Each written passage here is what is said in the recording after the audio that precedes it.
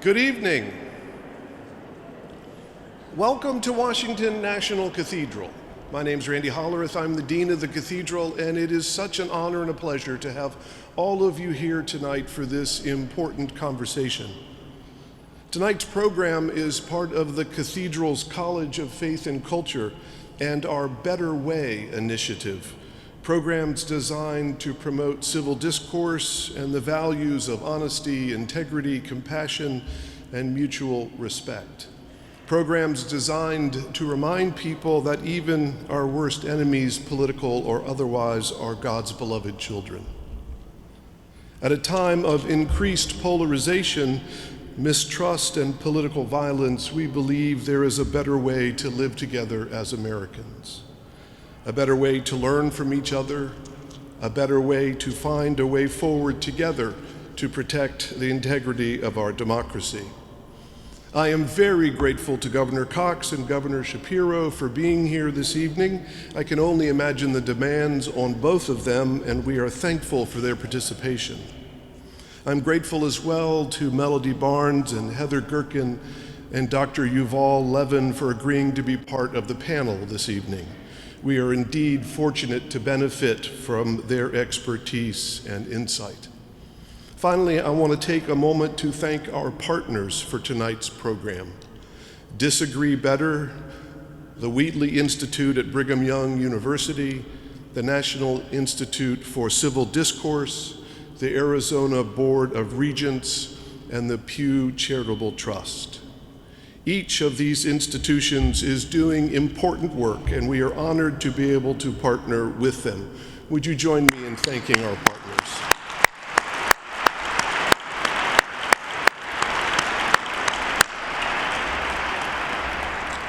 And I want to express a special thank you to Judge Tom Griffith, who has been a wonderful friend and counselor and partner in these tireless efforts and has been instrumental in shaping tonight's program. Judge, thank you, sir.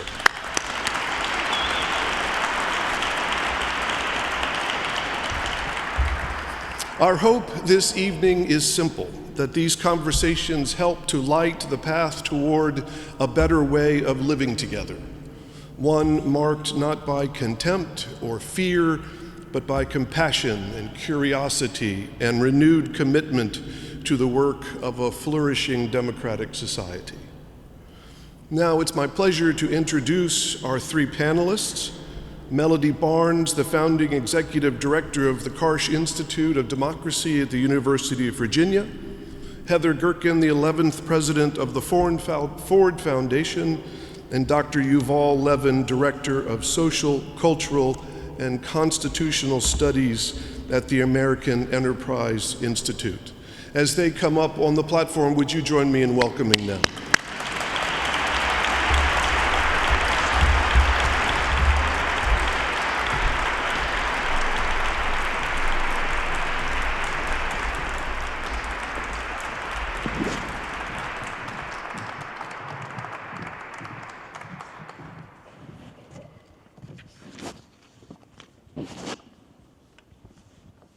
Thank you all for giving your time to be here tonight. We're really honored to have you with us.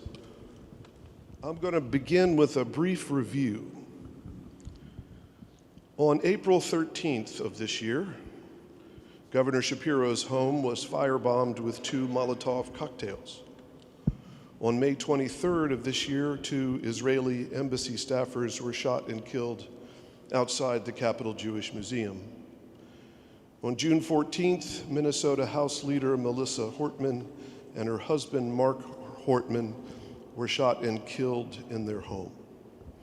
On the same night, State Senator John Hoffman and his wife Yvette Hoffman were shot and seriously wounded in their home.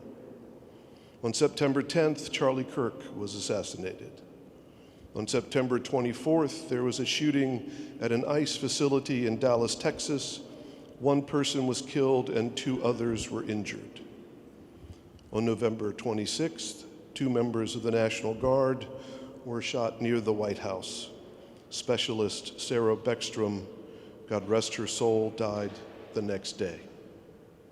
And that's just a few of the incidents in the past year.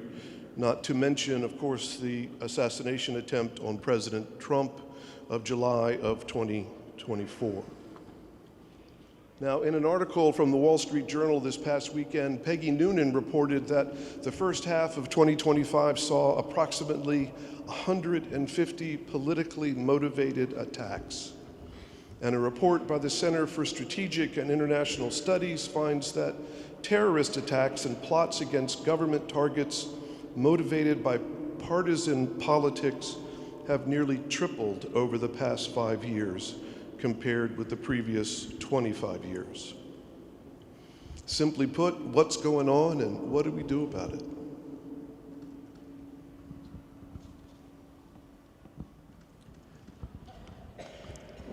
Shall I begin? Yeah.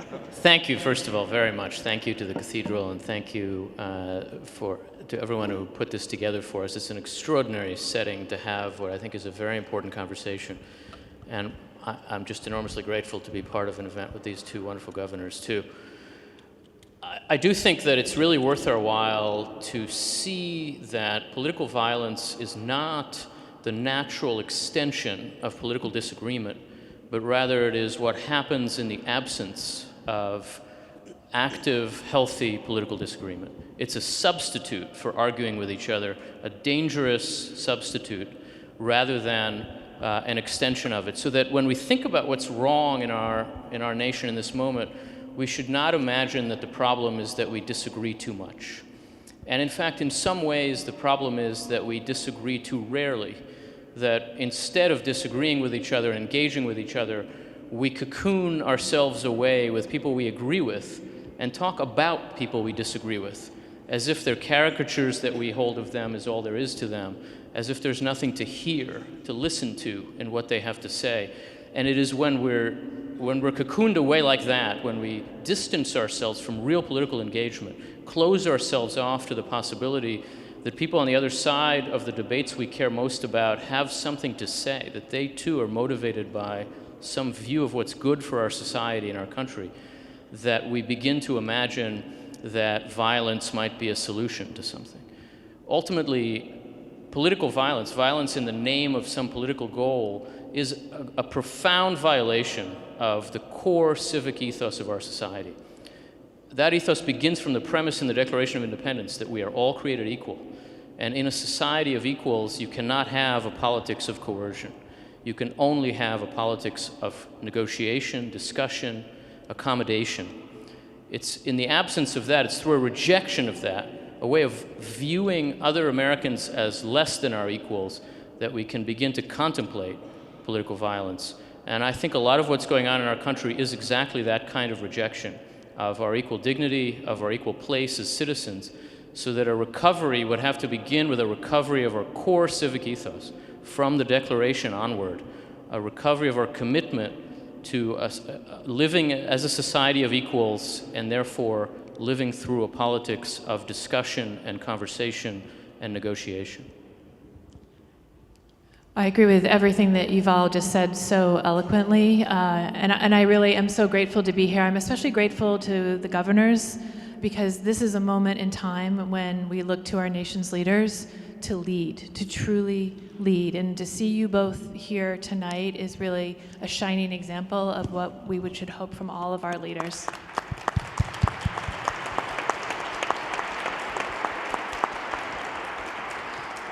And I'll just, what you've all said was so beautiful. Even if we don't get to the point of political violence, but we are simply at the level of political polarization that exists at this moment, our democracy cannot function. Our democracy requires us to have faith in one another. Our democracy requires us to listen to one another, to acknowledge the good faith of the other side. We cannot move forward, even in a democracy, with the kind of polarization that we have. And I hate to say lawyers get a bad reputation. I used to train a lot of them when I was the dean of Yale Law School, but I always told my students on the very first day that the way you learn to be a lawyer is that you learn to recognize what is best in the arguments of the other side and what is weak in your own. You learn to give grace to the person in front of you, and you learn to think about what is wrong about your own positions. If you can't do that, you can't be a lawyer. And the truth is, if you can't do that, you cannot be a citizen in a democracy. If we cannot exercise that simple muscle of humility, of showing grace to one another, of listening to the other side, of recognizing one another's humanity and good faith, then our democracy cannot withstand the gales of polarization that are running across our shores. Well, I want to join Heather and Yuval in thanking you, Dean Hollerith, and thanking everyone at the Cathedral for having us. And I can think of no better place to have this conversation than to be here. So I am deeply appreciative of that and agree with the comments that my colleagues have made. I also want to situate what you described when you went through that long, painful list in a broader American history, because political violence, sadly, is not new to who we are as a country. You think about the canings and the duels, you think about Bleeding Kansas and the run-up and all the regional violence in the lead-up to the Civil War itself, and then you come out of the Civil War and Reconstruction. You think about 1898, when the entire city of Wilmington, North Carolina, was decimated, when a biracial government was forced out and hundreds of people of color were killed in the course of doing that. The same kind of massacre that took place in Louisiana. And you move forward in our history and you see that it is replete with examples of political violence and entire communities being undermined, people being murdered and killed with the intent, which I think goes to a definition of political violence, to intimidate, to cause physical harm, to ensure that people can't benefit from or participate in civic, economic, and political life. And so when we think about that and how we move forward with that, I think it's important that we think about the work that both our institutions and our culture have to do. And it touches on something that I think both Yuval and Heather spoke to. I think it requires us to see the humanity in one another so that we can recognize that all of us are and should be beneficiaries of this political inheritance that we have, that we all have a right to the rights and liberties and responsibilities that come with citizenship or come with residency here in our country in order for it to be a democracy. And that also enlivens and allows our institutions to do their work with reforms that are absolutely necessary so that we can have a vibrant political life. We can organize ourselves in that way, but it is fueled by a culture that allows us to see that in one another. Thank you for that so much, Melody. And let me ask you a question. If you think about those historical moments that you mentioned, and there are so many of them in our history, do you see a common thread throughout them of what brought us out of those, or changed the channel, so to speak, or took us in a better direction? Well, I think it's a combination of things, and those two, big planks that I was talking about. We definitely see institutions responding.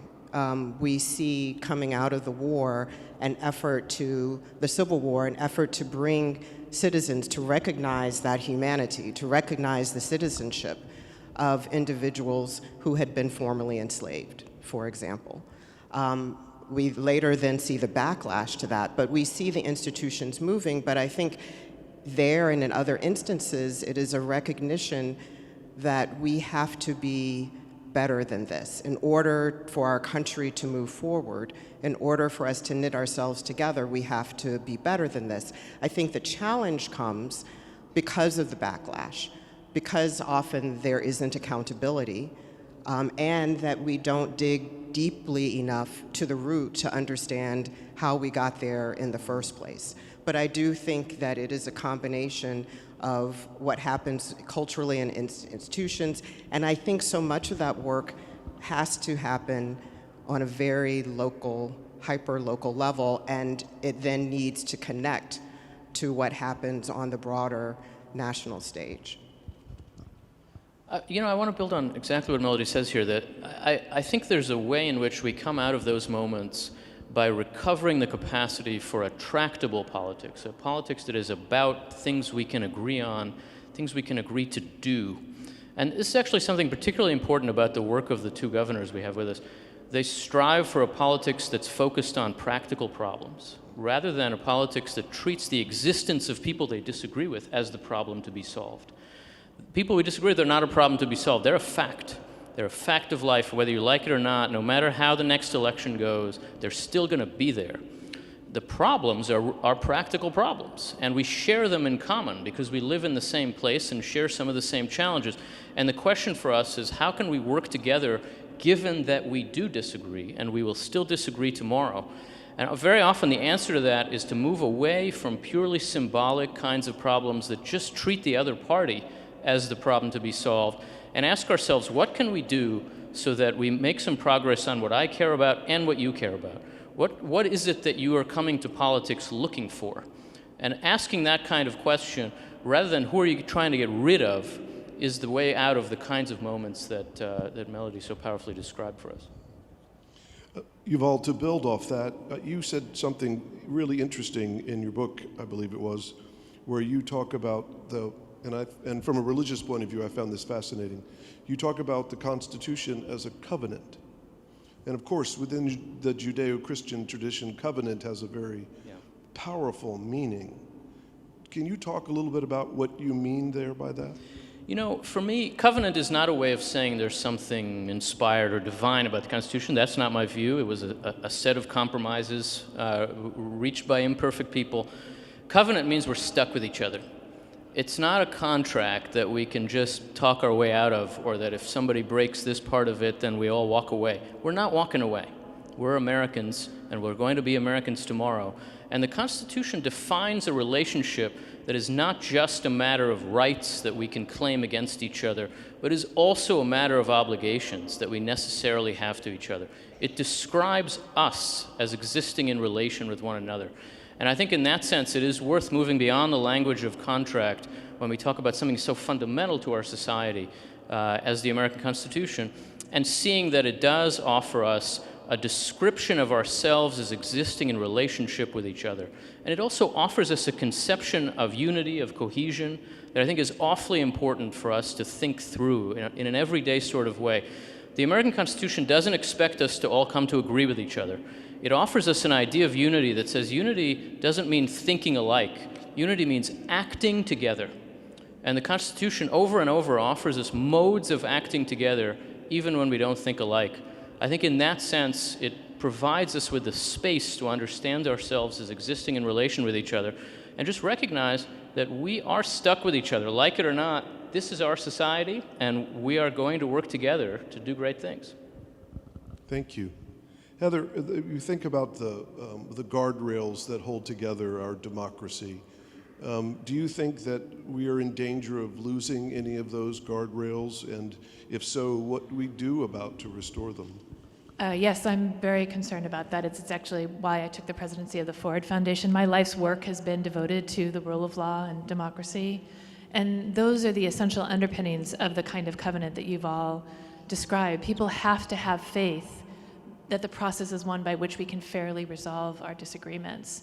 And with the rise of social media and the brutal fact of polarization, people are increasingly losing faith in the election system. It's precisely when someone loses faith in the other alternatives for resolving disagreement that they resort to violence and so on. And I'll just say to all of you, what is happening in our election system at this moment is we see over and over again people are demonized.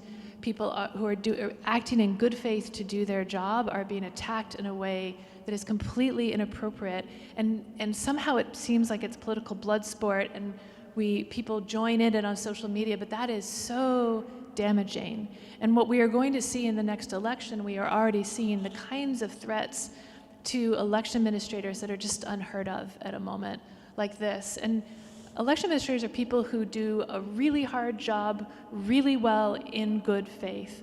And it is a system with an enormous number of protections to ensure that the system is fair, that the system is properly counted, that the system is secure. There are all of these things that you may not see. It's like a wedding. If it goes well, nobody notices the wedding planner. If an election goes well, you don't notice all the work that went into it.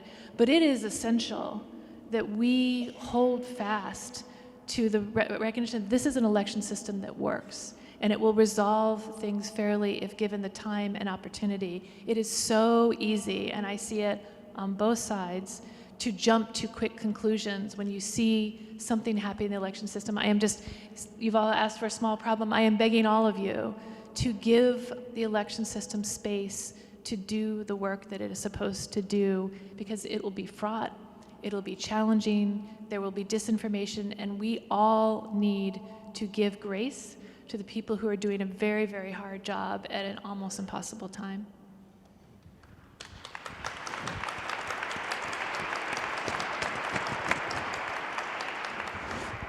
Thank you for that. In a similar kind of vein, Melody, I think there are a lot of Americans who feel a sort of moral or spiritual exhaustion today. People are tired. And from your perspective and from the work that you're doing at the University of Virginia, how do we cultivate a civic culture of revived, of shared values? Have you seen some success with that, with the young people that you're with? I have, and you're exactly right. I think people do feel exhausted. I've encountered so many people, including people who well-read and love to read the newspaper, just saying, I just can't do it anymore. I just can't do it anymore. And turning away isn't the answer.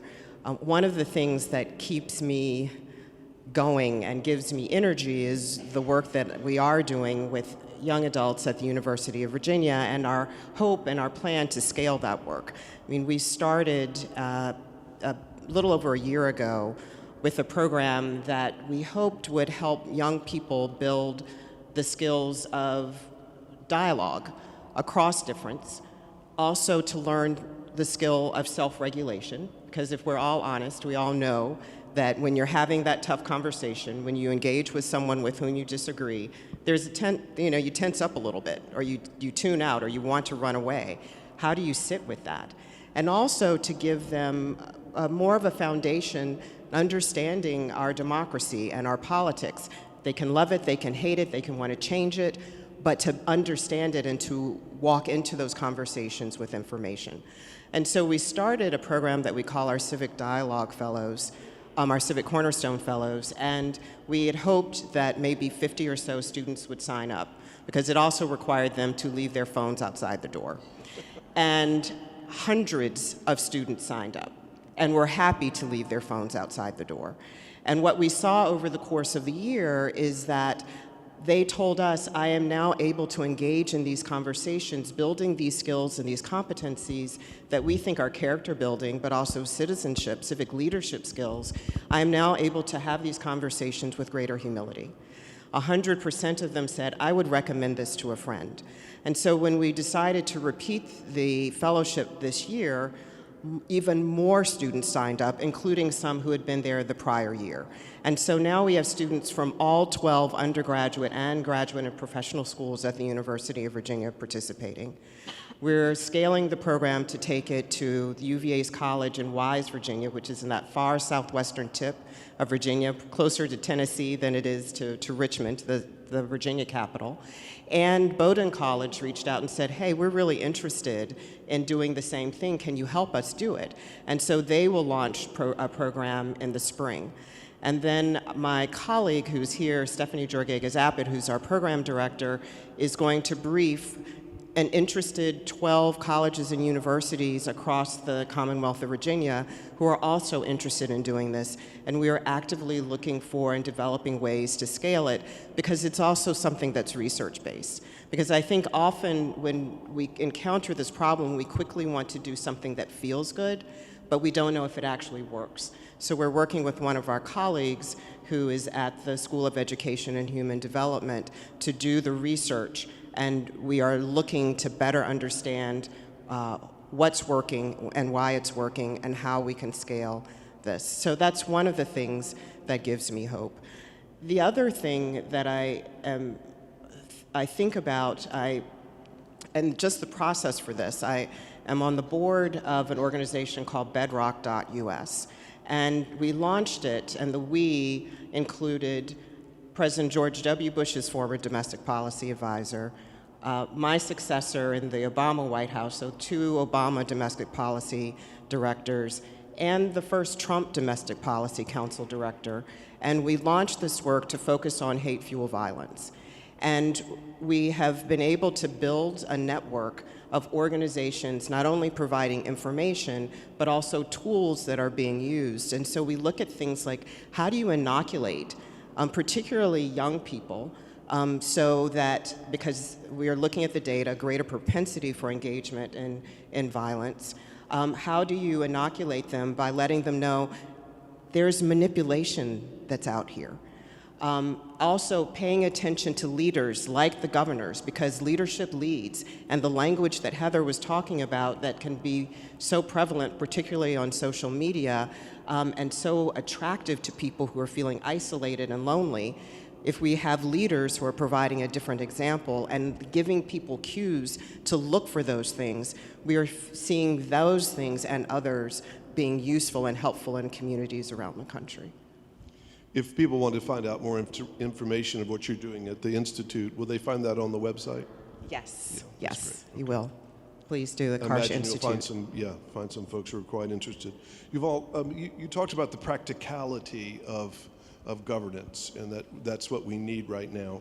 When you think of our leaders, or what our leaders should be, what do you think moral courage looks like at this time in our life? It's a wonderful question. You know, I often think about that subject through the lens of the way in which the American founding generation talked about virtue. It was a word they used a lot. They never bothered to define it for us, and it's actually not that easy to define. We often think now in terms of virtues in the plural, habits that we would like to have that are positive, and that's great, but that's not really quite what they were talking about. I think what they had in mind in talking about virtue is something like the strength to do your part, to play your role. Each of us, in one way or another, has some distinct set of roles and some distinct set of institutions in our family, in our community, in our political life, in our professional life, our educational life. Those roles come with some benefits and advantages and privileges, but they also come with responsibilities that sometimes are very hard. And what virtue really is to have the strength to play that part when it's hard, to say, actually, this is my job, and my role here requires me to show some restraint, or to step up and take ownership, or to handle this difficult situation. That willingness, that ability to step up and play your part when it's hard is, I think, the essence of civic virtue, too. And it's not just our leaders. We should expect it of our leaders. And there are moments when being an executive or a legislator, a judge, is very, very difficult. And being willing to let the role shape you in those moments is absolutely essential. But the most important role in our system is not president, it's not even governor. The most important role in our system is citizen. And there are moments, a lot of them, when being a citizen requires something in particular of us. It requires a form of restraint, a form of engagement, a form of action. It's not just voting. It's playing a part that's constructive in a complicated, dynamic, free, diverse society. And I think being willing to say, this is my role, this is what's required of me in this difficult situation, is ultimately what moral courage in a tough time looks like too. The problem we face over and over is we find ourselves confronted with people who are shirking their role, who are not playing the part that's expected of them in this moment, and instead want to perform, want to be, want to play a role that's more like standing on a stage and acting. And sometimes that's what we need. Most times it's not what the job requires. I think being willing to see that, and not only folding our arms and saying our leaders should see it, but seeing it in ourselves, is what a moment like this calls for above all. Thank you. That's a perfect setup for my last question. We have about 2 minutes left, and then we'll call the governors up. So my last question is, and Heather, I'll start with you if you don't mind. If for an everyday American, for those of us who don't run an institute or write major books or run a foundation, what does the average American, what are we supposed to do at this moment? You talk about citizenship and the importance of that. From your point of view, what does that look like? So one of the things that we've learned about polarization is that peer networks matter enormously. we depend on the values of our neighbors. We depend on what our friends think. That's how we get our information these days.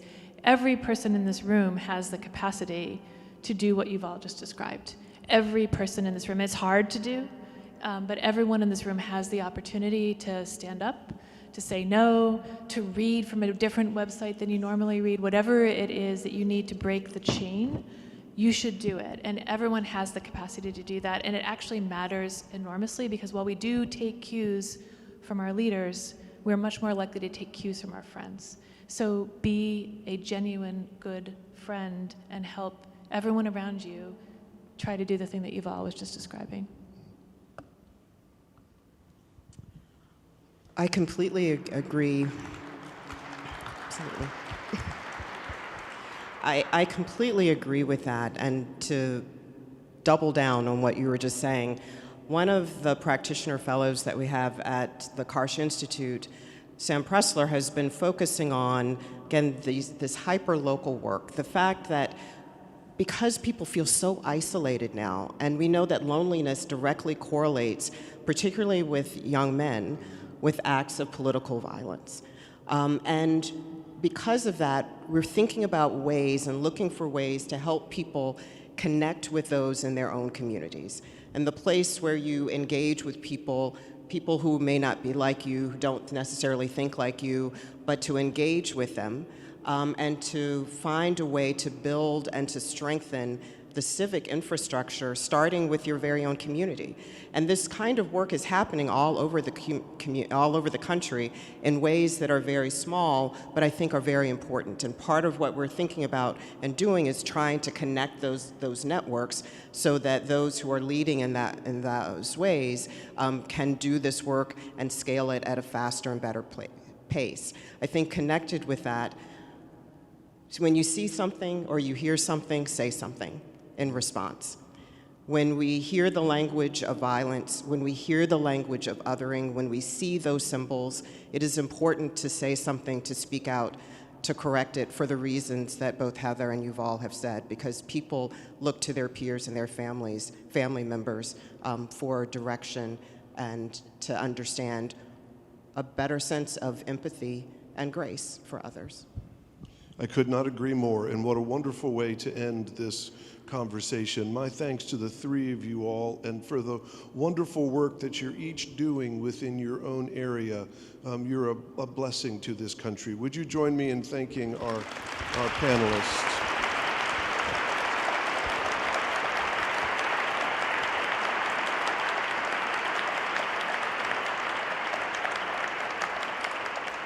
Now we will exit, but it is my pleasure, our pleasure, to introduce the 48th Governor of Pennsylvania, Josh Shapiro, and the 18th Governor of Utah, Spencer Cox, and the co-anchor of the Today Show and the legal correspondent for NBC News, Savannah Guthrie.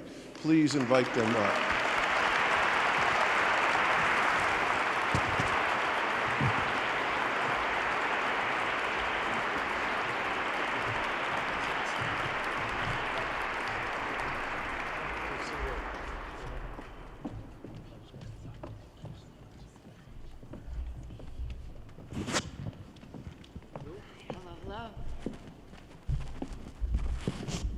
Well, hello, everyone, and thank you so much for filling this beautiful cathedral for a conversation that is so, so important.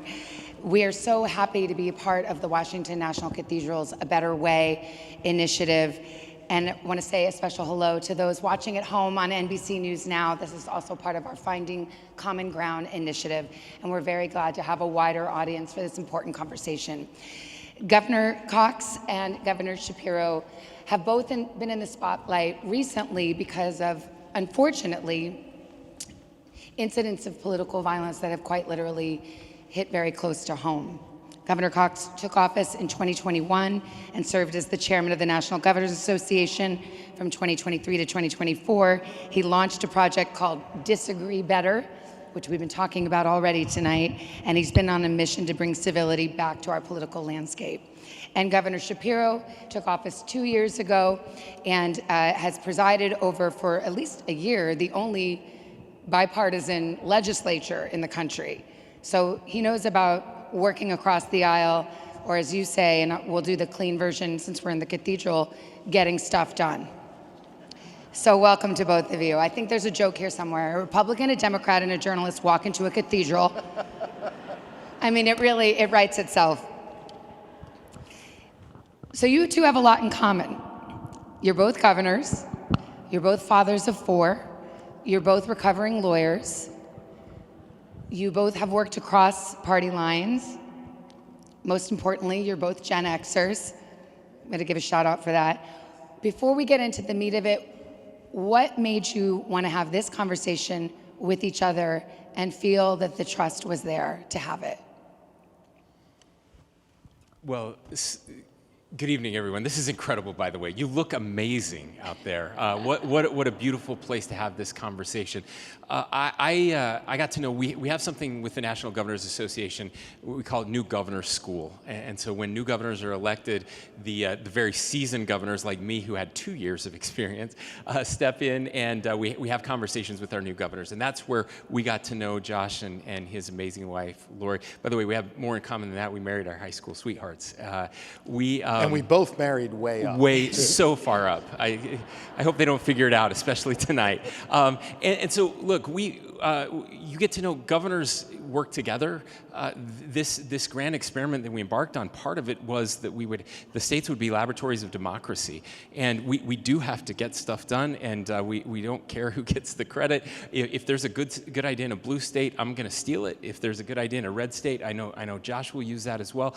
But we've had these conversations, and so I could sit up here with almost any governor in this country and have this conversation. But I just need to tell you, when that very dark day happened in my state, the first call I got was from this guy. It was from Governor Shapiro. And he gave me some advice that changed what I was going to say when I stepped in front of that camera for the first time. And he told me to speak with moral clarity and to speak from the heart. And so that's why I don't care what color his politics are. In that moment, we were 2 Americans who were deeply saddened and struggling, and I'm grateful that there's somebody I can trust, even though we disagree on a lot of things. We agree on this thing.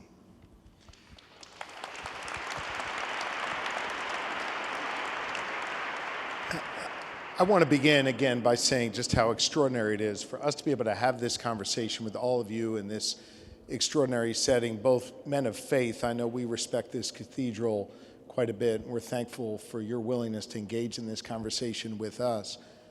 When my wife and I and our family concluded our Passover Seder in April of this year, and just a few moments after we retired to the living quarters of the governor's residence, an arsonist broke in, fired Molotov cocktails throughout the home, and wielding a metal hammer later testified that he was there to use it to kill me.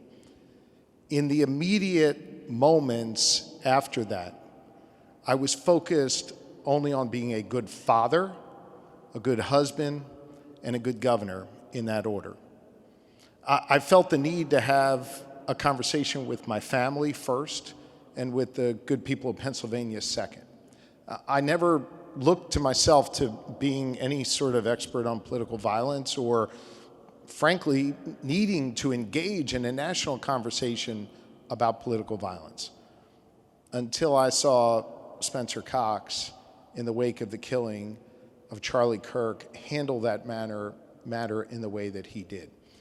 I saw him lift up not just Utahns, but create an opportunity for a dialogue that I think we sorely need in this country to try and lift everyone up and get us out of the darkness of political violence that has fallen upon us.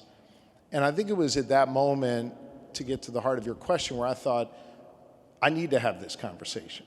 And it needs to be with Spencer, not just because I respect the heck out of him as a governor and because I think he does really good work. And even when we disagree on something, we disagree better and find ways to find common ground.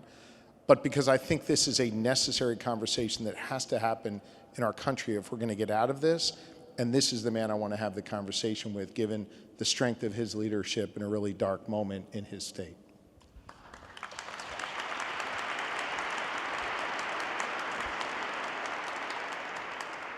I think so many people are interested in this conversation because so many Americans are in despair about what we see, and we don't really recognize that part of our country anymore. And I hated having to start this conversation with political violence, but we have to, and especially because, Governor Shapiro, it came to your doorstep. And I wonder how having that personal experience, how you're grappling with that personally, but also how that changes your thinking about the urgency of this moment. We have seen victims of political violence deal with the very real physical effects of it. The extreme of that, of course, Charlie Kirk in your state. We see the effects of that physically on people like Congresswoman Gabby Giffords or Congressman Scalise. But there are also scars that come that are not physical, that are emotional. And I think our family has grappled with that. I think in these jobs you recognize that, you know, there are people out there that want to do harm to you. And for me, that was always quite theoretical.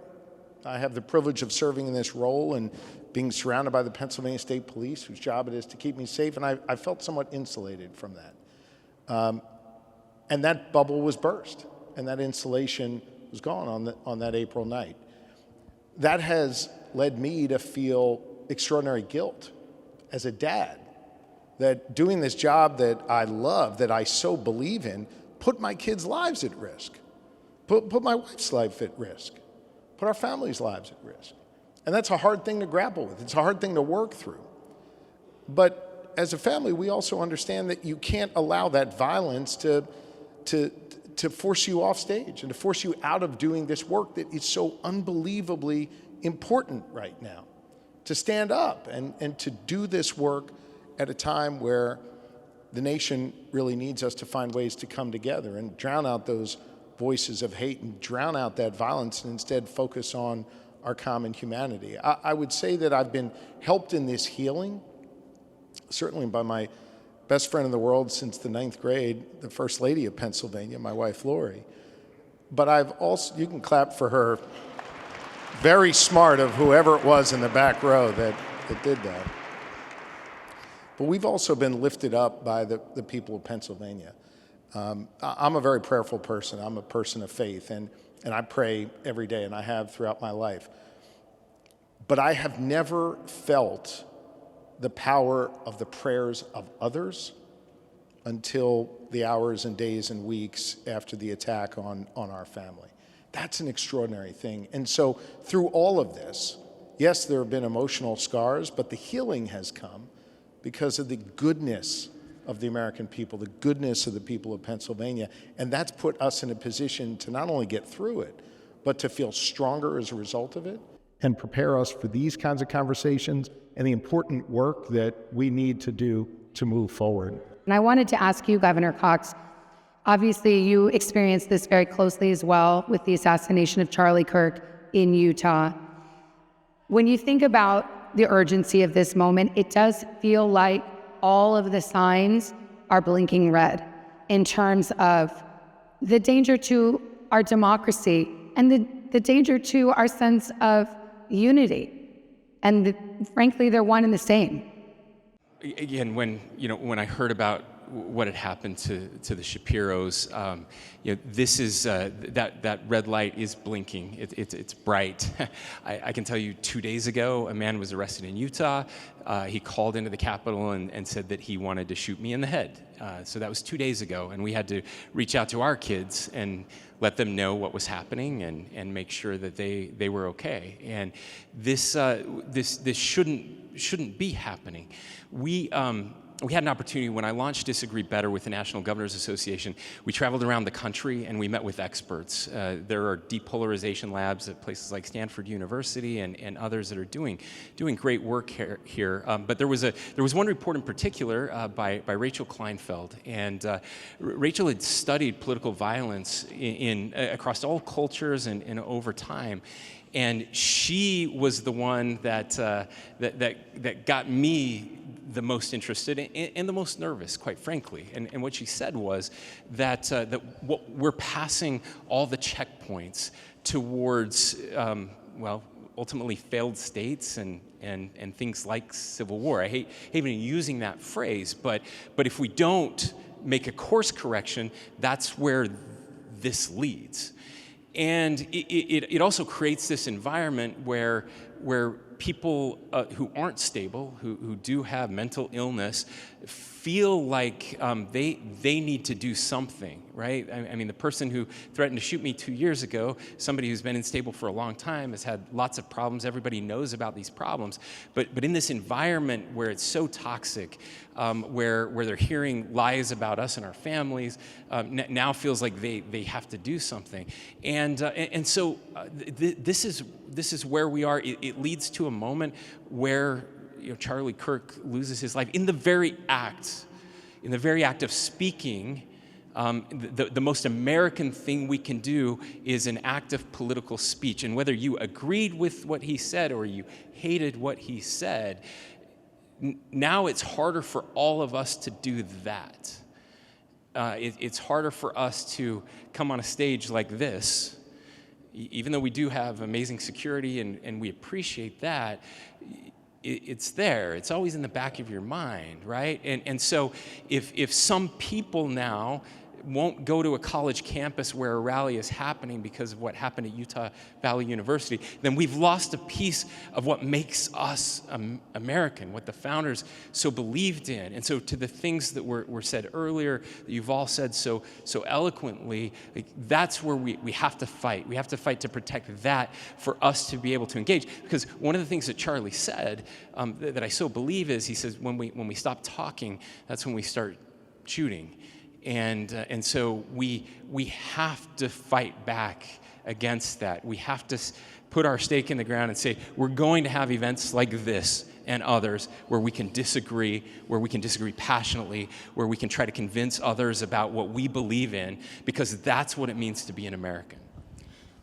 I feel like, you can have this conversation, and I'm just going to go ahead and be blunt, because there is a lot of divisive rhetoric that's out there. And I actually had a beautiful montage prepared to show you that was completely bipartisan, because you can actually find examples that are deeply disturbing from both sides of the aisle. And my question to you is, who do you blame? How did we get here? Where is the line? Is it okay to say a political figure is a threat to democracy? Is it okay to say, I hate my political enemy? Where is the line? Because we have to get very practical about it. It's lovely to have a conversation, preaching to the choir quite literally in a church. And it's another thing to say, this is acceptable and this isn't in terms of leadership. And where would you speak to that? Where do you feel that line is? Well, let's be clear. Political violence has hit people on the left and the right. It's been engaged in by some people on the political left and the political right. And let's remember, when you pick up a gun and try and shoot someone, you are not sane and rational and a linear thinker. And so sometimes your views can be characterized on the political right or the political left. In just the last few months, you've seen Charlie Kirk, a conservative, and Speaker Hortman in Minnesota murdered.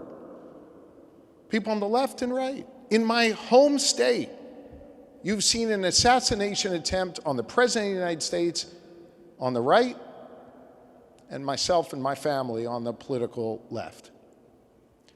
We need to begin by saying that all leaders must condemn all political violence, not cherry pick which violence to condemn and which violence to accept.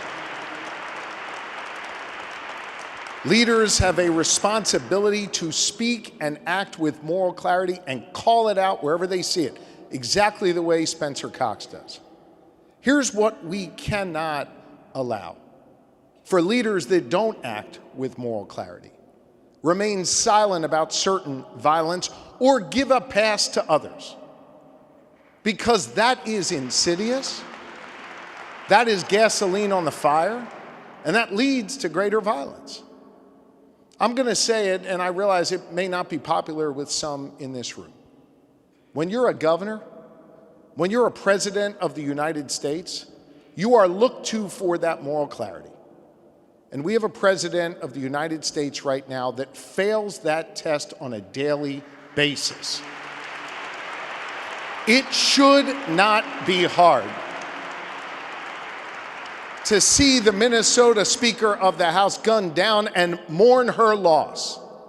It should not be hard to follow the beautiful eulogy of Erica Kirk with an amen instead of saying, I can't do that, I hate my enemies, as the president did.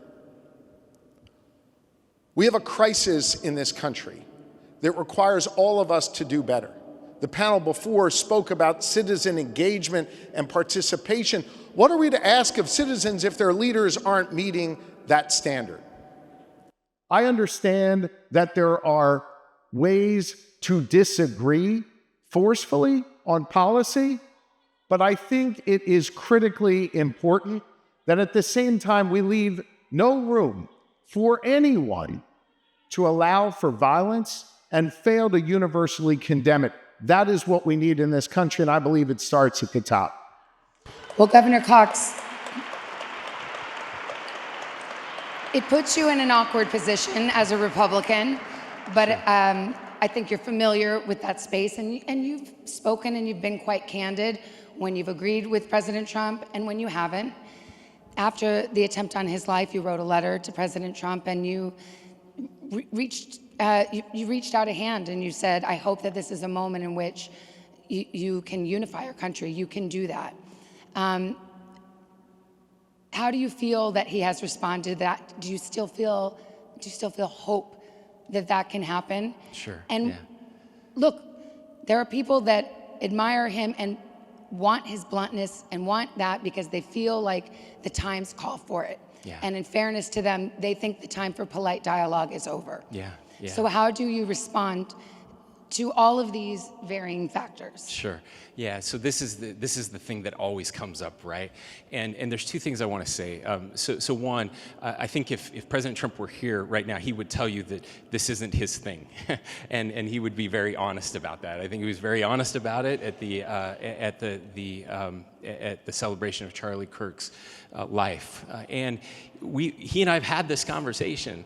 And it was interesting after the press conference when I shared so passionately how I felt about bringing our country together. He called me and he thanked me and he said, "I appreciate that you said that, and I liked that part."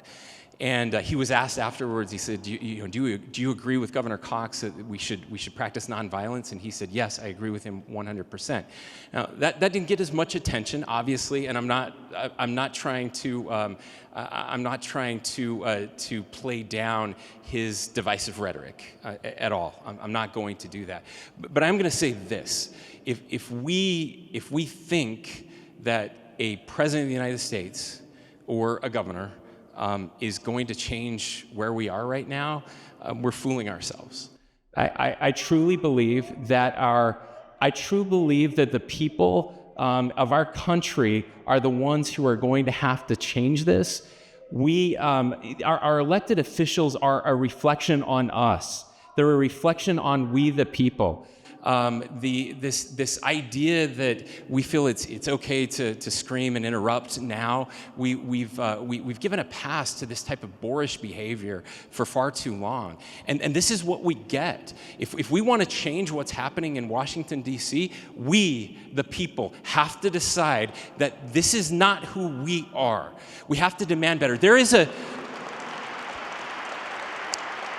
is an exhausted majority in this country. 70% of Americans hate what's happening in politics right now. They're desperate for something different.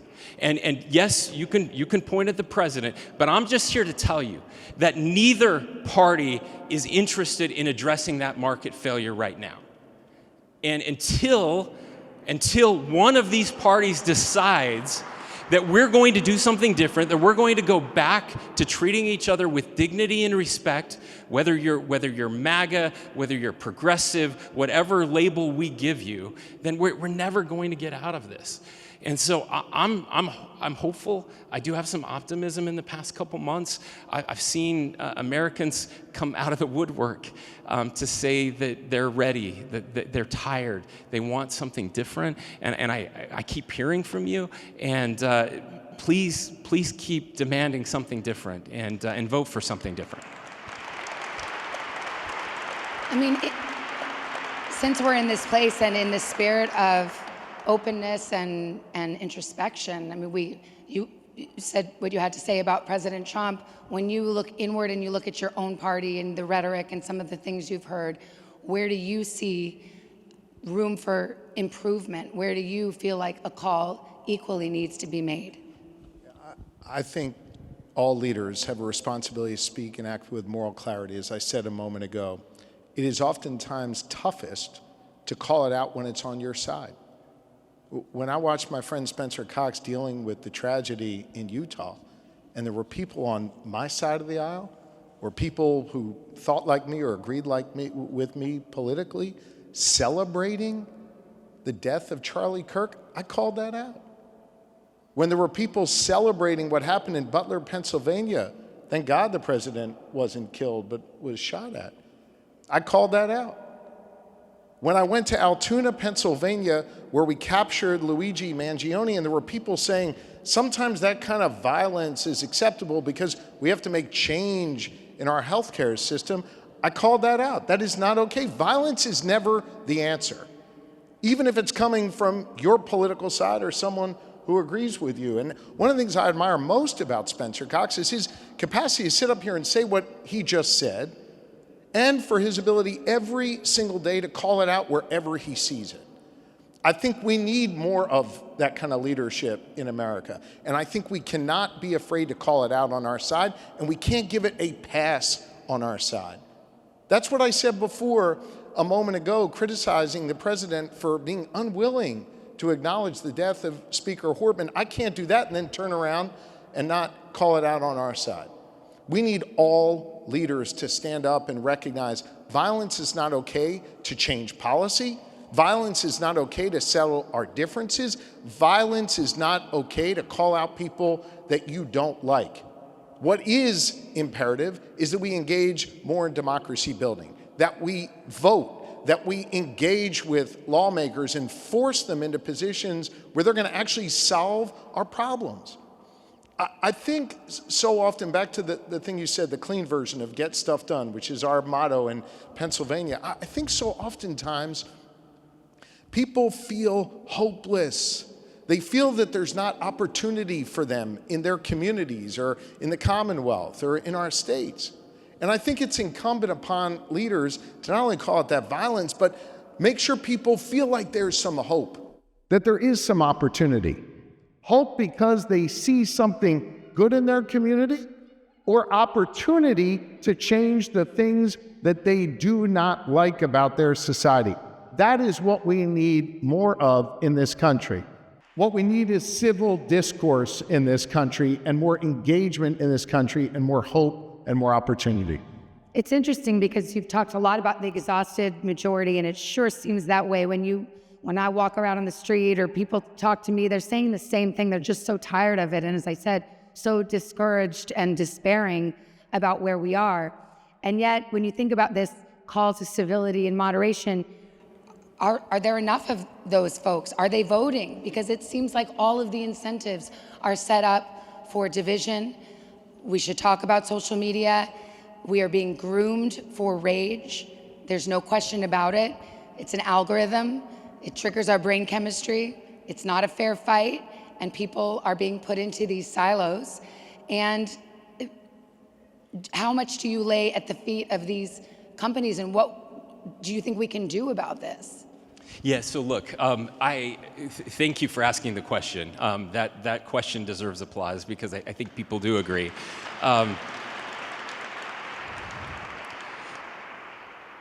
We live in a very interesting time. If you want to be angry at someone, be angry at the social media companies, okay?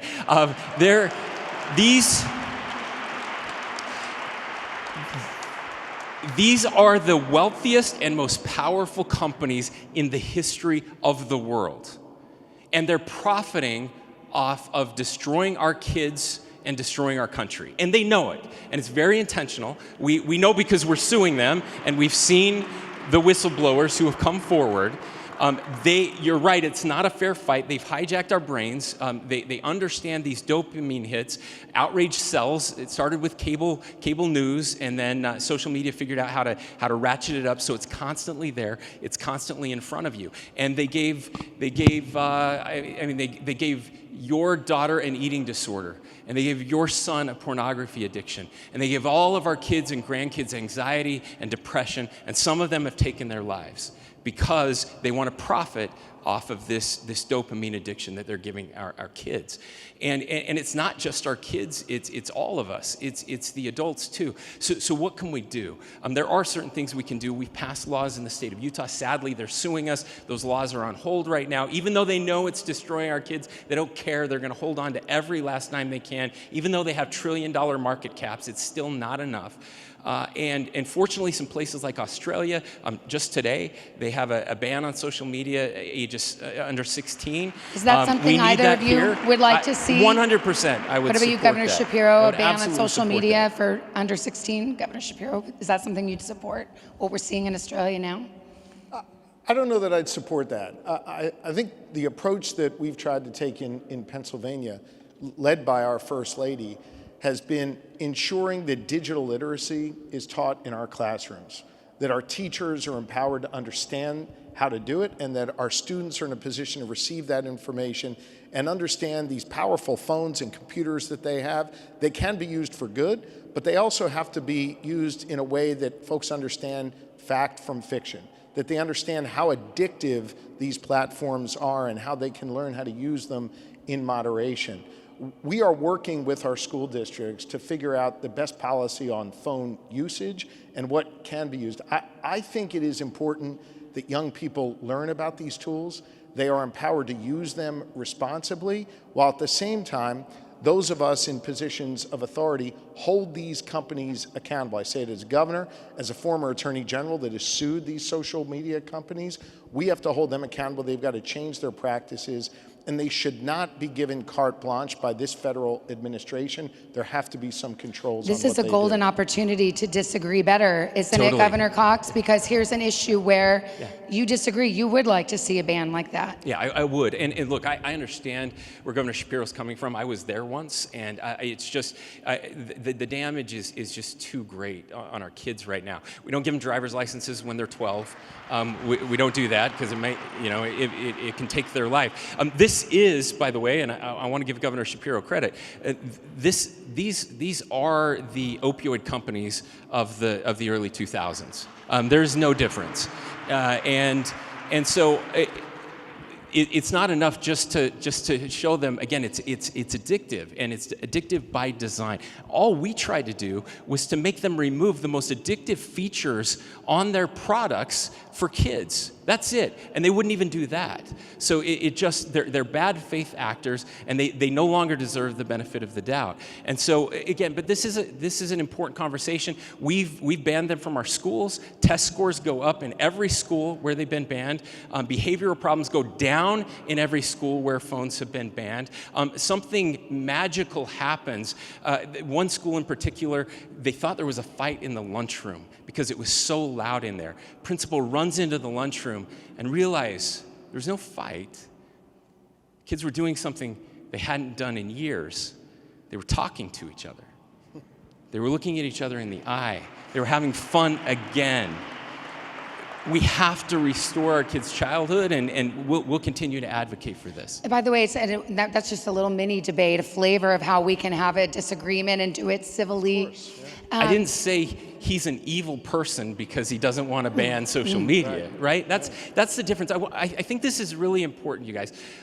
Some people think that this idea of disagreeing better means we just have to be nice and we can't have any partisan rhetoric. That is not true at all. That is not what we're talking about. We have to disagree, and we should disagree passionately. And again, I'm just doing a poor man's impression of Yuval Levine.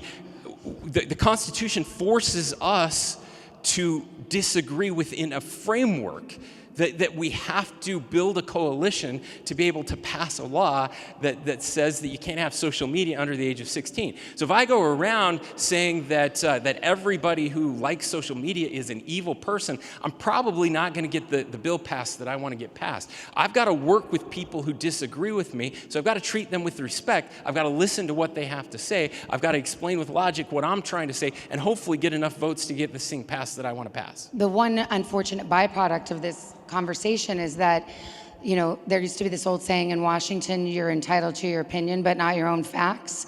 Well, now it seems there's so much misinformation that people do seem to have their own facts. We're not at a place where we have an agreed upon set of facts that we then debate. And what do we do to take that on? I think it starts in our classrooms, and I'll come back to the digital literacy work that the First Lady is doing. I'll come back to saying we've got to do a better job of putting more civics education back into our classrooms.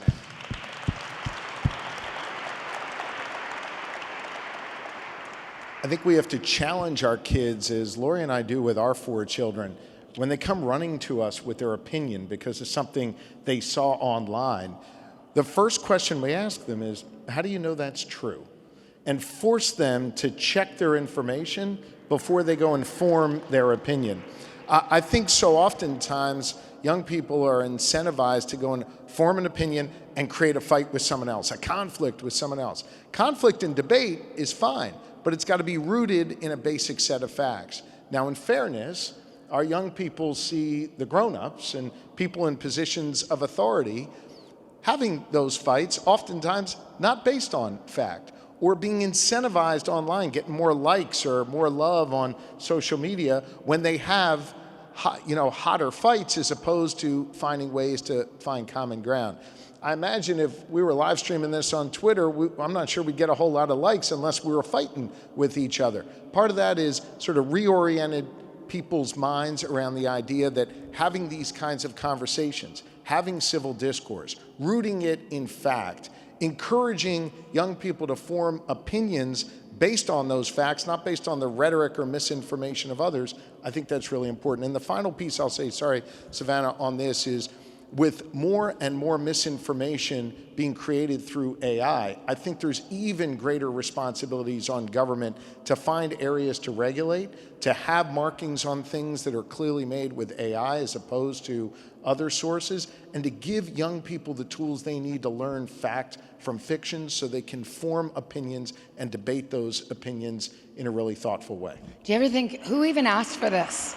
Did we elect anyone to have AI that some people think has the potential to literally destroy humankind, and it's already degraded our humanity so much in terms of social media and all of these issues that we're talking about? It's funny because you mentioned this expert, and I had written down one of her quotes, Rachel Kleinfeld, and it goes to the point of the radical middle or normal or people that aren't angry and hateful are not the people that are driving the conversation. And she said most partisans hold major misbeliefs about the other party's preferences. This perception is highest among progressive activists, followed closely by extreme conservatives. In other words, the people who are most involved in civic and political life hold the least accurate views of the other side's belief. So those who understand the least and have the most misinformed opinions about what the other side believes are the ones driving the conversation. Yeah, so we refer to this as the perception gap, and there have been lots of research projects that have confirmed that this exists. So if you interview 1,000 Republicans and ask them what they believe on 20 of the most controversial issues, then you interview 1,000 Democrats and on what they believe on the most controversial issues, and you kind of plot those out and look at the median Republican and the median Democrat, we're this far apart on on most issues. If you do the opposite, though, if you ask 1,000 Republicans what they think Democrats believe, and you ask 1,000 Democrats what they think Republicans believe, and then you plot that out, we're this far apart. And that's really dangerous. And it's more dangerous when, as again, I'll quote Yuval, when you put yourself in a cocoon surrounded by people who only agree with you and then talk about other people that you don't really know, then that gap gets even wider, right? So we have to find ways to be in a room together, to look each other in the eye, to have a conversation. Because when we do that, what we find out is that we actually aren't as far apart as we thought we were. And yes, we're not going to agree on banning social media under 16, but turns out I actually agree that we should have a literacy initiative in Utah like what you're doing in Pennsylvania. And so we've actually talked about this. We're going to work on this together.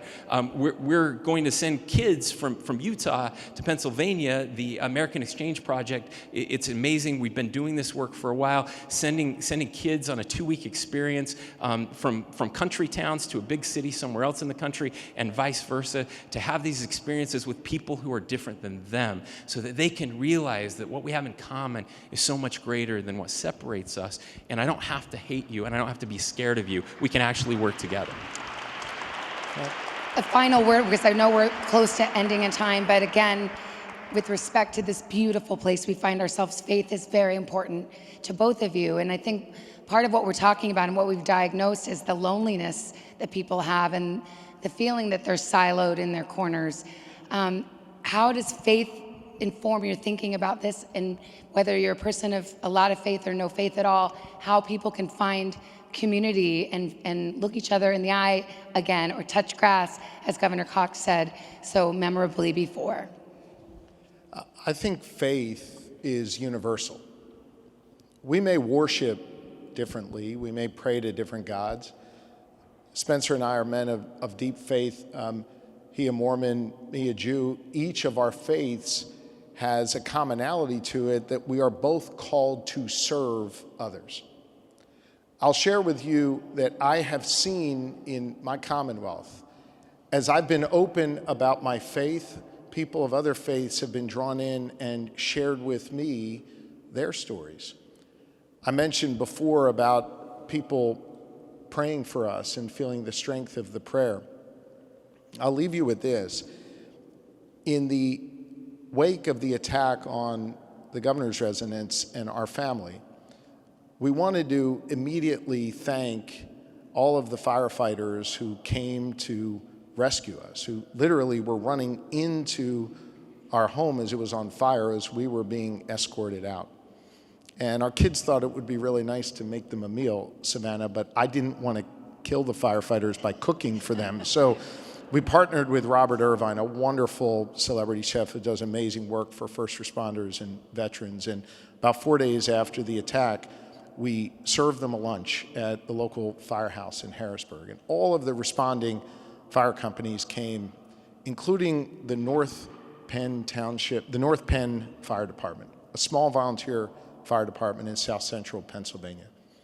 We made a point to shake every firefighter's hands, and at the conclusion of that, an elderly man came walking over to us and introduced himself as John Wordle Sr., the chaplain from the Penn Township Fire Department. And he handed me a letter. And the letter on it was a beautiful note signed by each member of their volunteer fire department.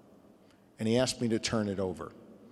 And when I turned over this paper, handed to me by a chaplain of 82 years old, registered from a different political party, from a different era, a different hometown than I, he had written his favorite prayer on the back.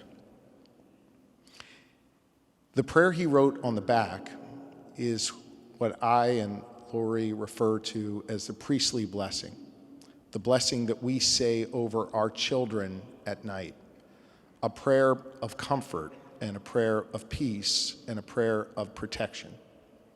It was his favorite passage from the Old Testament that he wanted to give to us. There's a universality in our humanity and in our faith. There is more that binds us as Americans than divides us. The answers to so much of the darkness that we see in America today is the light that ordinary Americans bring each day, oftentimes grounded in faith and in our shared humanity.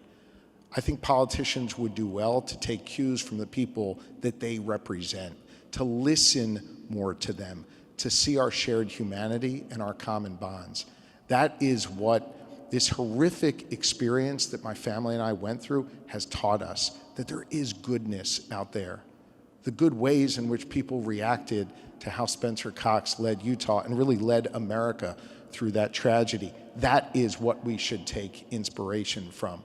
I hope that as everyone leaves here tonight, you recognize Spencer Cox is doing a heck of a job in Utah, and I'm trying to hold my own in Pennsylvania, but that the best thing we have going for us as a nation right now are not with people with titles next to their names, but by ordinary Americans who are doing extraordinary things every single day. And for that, I feel blessed to be an American and blessed to be the governor of Pennsylvania.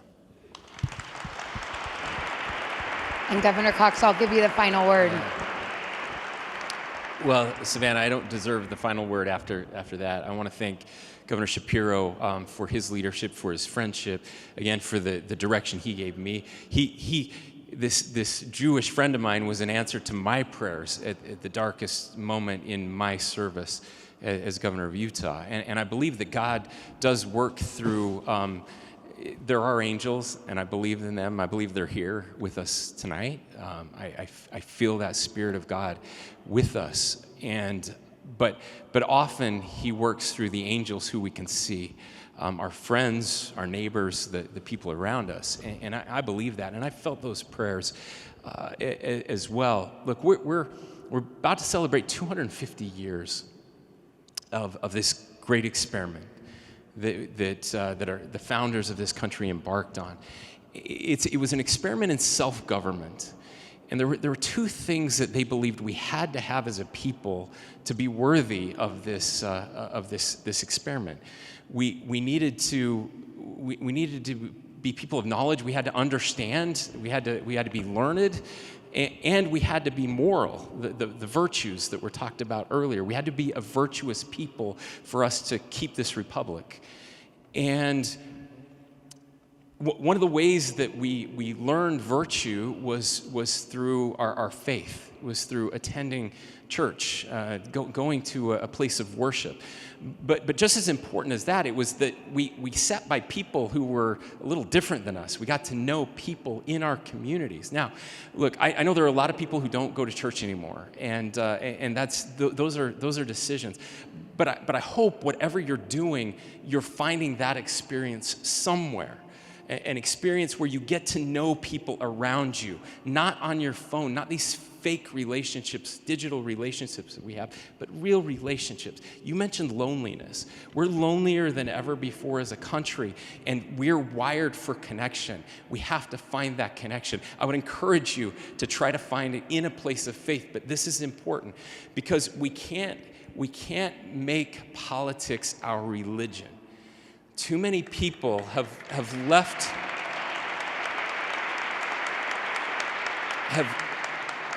faith and tried to replace that God-shaped hole in every heart with politics, and it will not work. And if you bring politics into your church, it's not going to end well for you either. We have to have a separate place outside of politics. It plays an important role in our country, but it can't be the dominant role in our lives. We have to be able to put it aside, and we have to be able to see each other. When I grew up in my congregation, I did not know who the Republicans and the Democrats were in my congregation, and I wished I didn't know that now. We have to see each other by other labels first. We're Americans, we're Utahns or Pennsylvanians, we're moms, we're dads, we're Utah Jazz fans or 76ers fans, right? Those are good tribes. And eventually we get down to the politics side. But I'll just conclude with this. The leader of my faith, who passed away just a couple months ago, he taught a very powerful lesson to us. He begged us to be peacemakers. And in my faith, in the New Testament, Jesus issued a commandment. And I think it's the hardest commandment of all of them. He told us that we had to love our enemies, that we had to do good to them that hate us and despitefully use us. That's not what politics teaches us today. And too often we think we can separate our Christianity or our religion from our politics. That I'm going to treat my enemies with love and respect, except if they're a progressive. And that I keep looking for that exception. I didn't find Jesus say that anywhere. He didn't say you get a pass for politics. And so, to my fellow Americans, to my fellow worshipers, whatever it is, whether you're in a sacred place like this, whether you're in a synagogue, whether you're in a mosque, I don't care where it is. You are our fellow Americans.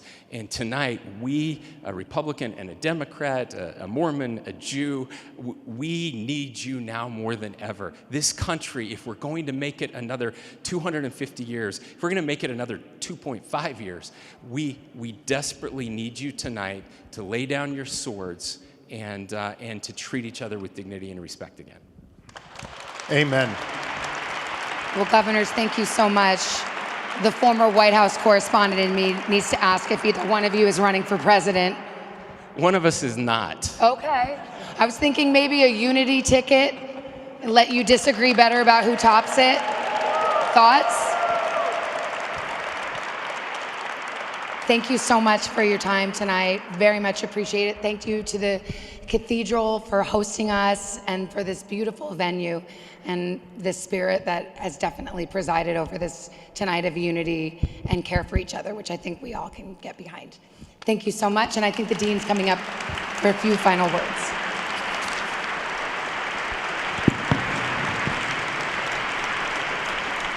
Would you please join with me in thanking not only the governors, but Savannah Guthrie for her amazing work. Thank you, Savannah. Now, before you run away, before you leave, we have a gift from the choir for you all for tonight to help us send us off to a peaceful evening. But before we do that, I have one thank you I want to offer. I want to thank the director of the programming here at the Cathedral, whose work, incredibly hard work, over many weeks made this event possible, Margaret Rawls. Margaret, would you just come up here very quickly?